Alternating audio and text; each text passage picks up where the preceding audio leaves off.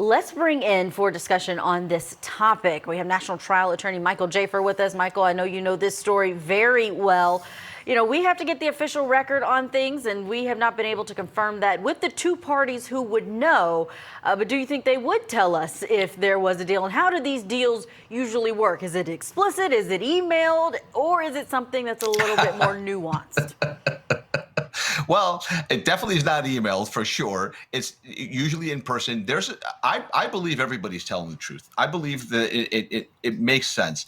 The person who broke it would have no reason to lie and ruin his reputation. And it seems to me like this is something that the state would do, because I know that the state hates Wendy, the daughter. I know they hate her, and I know that I said on a prior episode of Court TV that she's like in that movie, where at the end of the day, the character Kaiser Sose was manipulating everybody and seemed like he was a person who had a learning disability, but at the end of the movie, he turned out to be the mastermind who manipulated everybody. I said that that's Wendy Adelson, right? She's the person who manipulated everybody. It just was bizarre when she had that interview, when she was being taped, when she was talking to the police and saying, it must be somebody in my family. It has to be. I don't see how it's not. So I think the state hates her. I think the state thinks that she took them for a ride. So it would make sense that they would offer her mother a plea to implicate her, because how salacious would that be if she manipulated the state? She tried to get away from it. Her own mom implicated her, and the state